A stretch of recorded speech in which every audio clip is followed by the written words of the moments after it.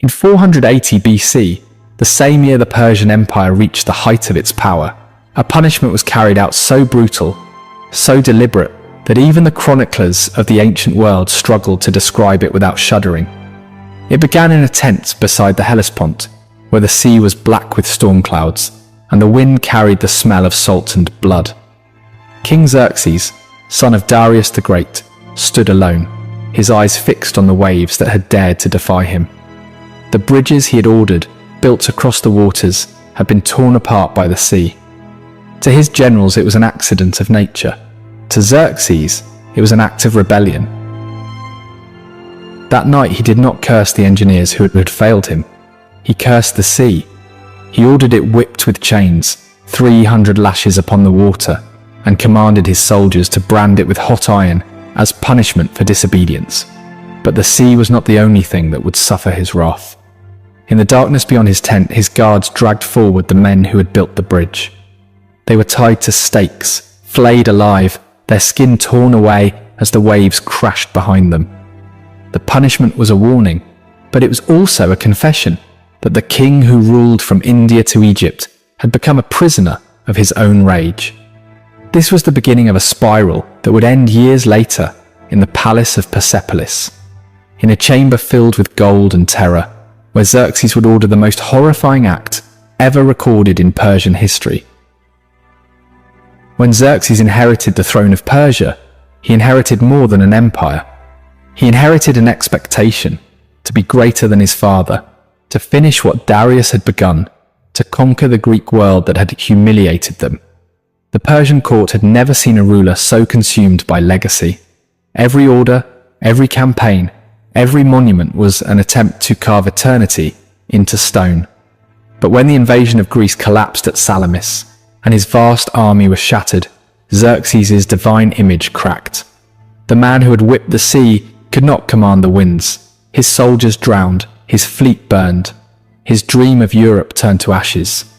He returned to Persia in silence, his head bowed, but his heart burning. The journey home was not triumph, but retreat. Those who met him on the road did not see a god returning from conquest, but a man haunted by shame. And shame in the Persian court was a poison. It did not kill quickly, but it destroyed everything it touched. Back in Persepolis, the king withdrew from his generals, his ministers, even his family. He surrounded himself with gold, wine, and dancers, drowning his humiliation in ritual and pleasure. Yet beneath the feasts and ceremonies, paranoia festered. He saw betrayal everywhere, in advisors who hesitated, in brothers who spoke too softly, in servants who averted their eyes. The empire that once bowed to him now whispered behind his back, and then came the betrayal that broke what little reason he had left. It began with his brother Amestris, a man known for loyalty and wisdom. Xerxes had trusted him as few others, but one night during a royal banquet, the king noticed something he could not forget: the beauty of Amestris' wife. Her grace, her poise, her silence. It was said that Xerxes' gaze lingered too long, that his thoughts crossed the line between admiration and desire. In the days that followed, he could not erase her from his mind. But in the Persian court, the wife of a royal brother was untouchable. To covet her was to commit blasphemy against blood itself. So Xerxes did something even more dangerous. He turned his attention to her daughter, a girl named Artainte, young, beautiful, and naive enough to believe that a king's affection was an honor. He seduced her in secret, promising love, promising power, and giving her a gift that would seal her fate: a robe woven by his own queen, Amestris, a garment sacred to royal blood. When Amestris saw her hand-woven robe adorning another woman, she understood immediately. She said nothing. Not that day, not the next. She waited. And when the king's birthday arrived, when all of Persia's nobility gathered to celebrate, she made her move. The custom, on the royal birthday, any request made to the king could not be refused. It was the one day when even Xerxes' word could be bound by oath. In front of the entire court, Amestris stepped forward and made her request. Her voice was calm, her eyes unblinking. She asked not for gold, not for land, not for power, but for the wife of Amestris, her husband's sister-in-law. The court fell silent. Xerxes hesitated, knowing what this meant, but he could not deny her. To break an oath before the eyes of his court would destroy what remained of his divine image. He granted her request. Amestris took the woman away under guard. No one saw what happened next, except the eunuchs and the slaves, who were later executed to preserve the secret. What they described was horror beyond measure. The queen ordered the woman's ears, nose, lips and tongue cut off. Her breasts were torn from her chest. Her body was mutilated, her remains displayed as an example to every woman in the royal court. When Amestris heard what had been done to his wife, he fled the palace in rage, gathering men to rebel against the king. But Xerxes, upon hearing of his brother's flight, sent his soldiers after him. Amestris and his sons were captured and executed without trial. The royal bloodline that had once guarded the empire's unity was extinguished in a single night, all because of the desire, pride and shame of a king who could not master himself. The punishment ordered that night would echo across centuries.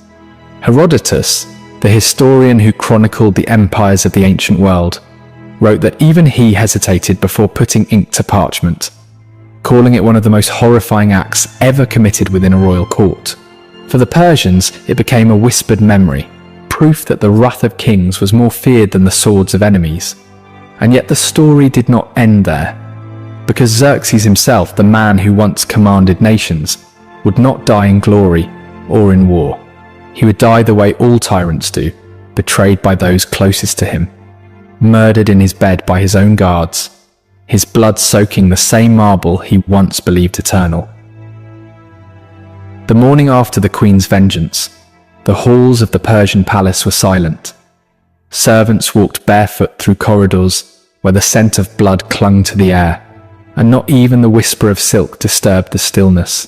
The mutilated body of Amestris' wife had been carried away before dawn, but the horror lingered, woven into the very stones of Persepolis. Those who had witnessed it spoke no words, for words could not capture what they had seen. The Queen of Persia had taken her revenge, and the King of Kings had allowed it. Xerxes sat alone in his throne room that morning, staring at the empty space where his brother had once stood during council. The golden lions beneath his feet glimmered faintly in the light of torches, their reflections broken by his trembling hands. He was the ruler of the largest empire the world had ever seen, from the mountains of Bactria to the plains of Anatolia. Yet in that moment, he looked less like a god and more like a man being eaten alive from within. He had watched his empire rise to power, conquer kingdoms and crush rebellions. He had believed that fear would preserve order, but now he understood that fear had turned inward, poisoning the blood of his own court. He had seen the terror in the faces of his ministers, the hollow stares of his guards, the way even his sons spoke to him with rehearsed devotion. He had built an empire of silence, and now he lived in it. The news of Amestris' death spread like smoke through the provinces. In Bactria, soldiers murmured that the gods had turned from their king. In Babylon, priests whispered that Xerxes' victories had been purchased with blasphemy. And in the western provinces, where the wounds of Greece still festered, the people began to look upon the Persian king not as divine, but as cursed. Xerxes' paranoia deepened. He dismissed old advisors and replaced them with flatterers who told him what he wished to hear. He built new palaces, new statues, new tombs, monuments to remind the world of his divinity.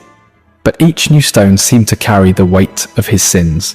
The more he built, the emptier he became. The historians say that after the queen's revenge, Xerxes began to spend his nights wandering the palace alone. He would walk through the halls of Persepolis in silence, past frescoes of his own victories, past the columns carved with soldiers and gods. The torchlight flickered against the golden reliefs, and sometimes when the shadows moved, it seemed as if the figures were watching him, their faces twisted with accusation. He could not sleep.